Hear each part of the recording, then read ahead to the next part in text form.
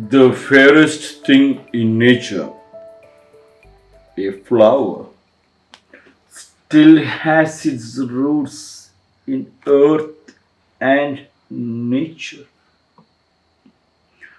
said David Herbert Lawrence, D.H. Lawrence, born 11th September 1885 in Eastwood in United Kingdom, died at the young age of 45 on 2nd March 1930 in Vincennes, France.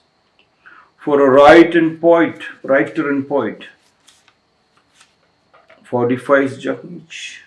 For a sportsman, that is oldest.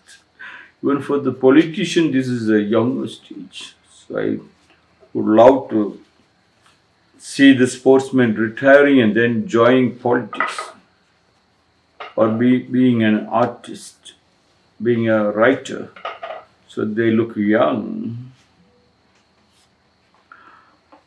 D.H. Lawrence was an English writer and poet. His collected works represent, among other things, an extended reflection upon the dehumanizing effects of modernity and industrialization.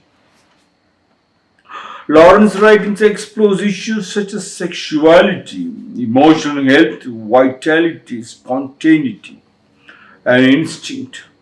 His works include Sons and Lovers, The Rainbow, Women in Love, and Lady Chatterley's Lover. D.H. Lawrence said, the fairest thing in nature. Yes. That has taken me back to the postcard I got it from Japan, from one of our Japanese volunteer girl. That postcard was drawn by a gymnastics coach who lost both his arms and legs in a road accident. He was in deep depression, and suddenly a new thing came into mind. Why don't I use what little I have, what God has given, like how the grass you keep on trimming or you keep on cutting it up, the root springs up again and again, again and again, again and again. Whether you have cut off his arms and legs or your nose or ears, it still keeps coming to grass. Yes. And this gymnastic coach started drawing with his mouth. And in one such drawing, which this Japanese girl has sent to me, it has got the drawing of a pond with a lotus flower blooming. And he has written, your roots are in black soil. You drink the muddy water and you bloom so beautifully. We, with all the beautiful things around us, still live in poverty and disease and pain.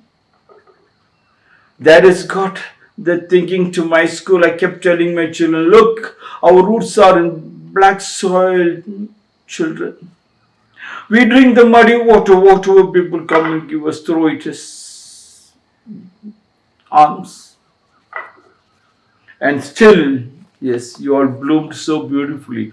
Majority of them are postgraduates and still further going up to B.Ed and writing the civils UPSC examinations. It is just flowers because they made sure that the roots are in the black soil without living. Here, D.H. Lawrence has said the fairest thing in nature, a flower. If you wanted to become a flower, if you're a real flower, if you have felt the flower, still has roots in earth and manure, your roots should still be in your family, deep inside your wife and your husband. From there blooms the beautiful flower, a family. And that flower still has multiple flowers coming in the name of joint family.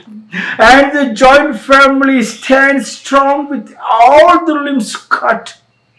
Just the strongest root is the family tree. Nobody can destroy, no amount of tractor or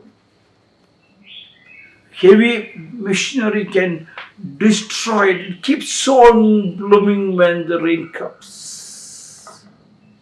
Such should be the beauty of the family. Yes, the fairest thing in nature is a flower. Yes, in nature, in your house, in your studies, in your business, in your medical profession, in your engineering profession, in your agriculture.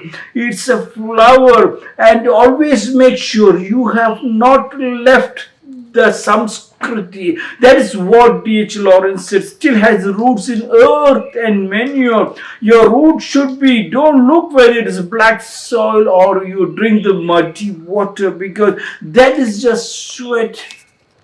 Yes. The mud, the black soil is the dirt on your legs. You can always come back and wash it, because when your feet are on the muddy water or on the dirty earth, you can come and scrub it, because all the poison, it's the soil is sucked in. You are always healthy, hence you can always stand erect like the villagers in our India. Hardly any effect on them on coronavirus. The fairest thing in nature is a flower, yes, and it blooms like a lotus flower. The lotus flower roots are in black soil, it drinks the muddy water. Muddy water is not dirty, it is our samskriti of our real ozone water. The love relationship which we have for our elderly, without having a logical answer back, just saying hi like the Japanese shoe polish. You go to polish your shoes, and as he's polishing the shoes, he was talking. Yes, he was talking, not talking. Gospel of truth coming out from his mouth. Can you believe? And we have our duties to only say, "Hi, Sensei." Hi, Sensei means you have to say, "Yes, Master." He's a master. When he's polishing my shoes, when I went to him, he looked at my shoes and said, "You are not from Japan. Where are you from?" I said, "I'm from India." And he said, "This shoes is not made in Japan." And I said, "Yes, I bought it from India." And he said, "Look at the rubber. It is not taken very good care." Yes. This rubber and the forward rubber is not balanced properly.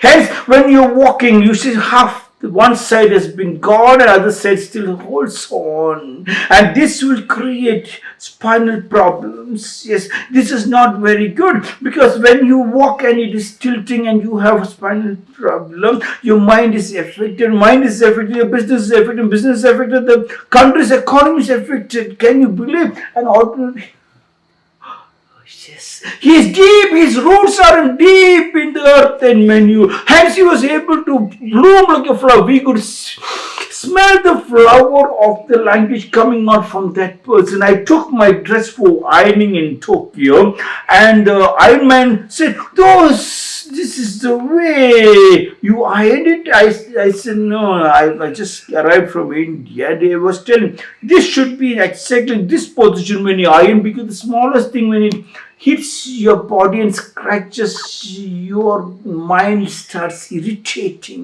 Yes, and that is not very, very good. And every time we have to keep telling, yes, Sensei. You have to say, "Thank you, Master." Yes. And arigato gozaimasu.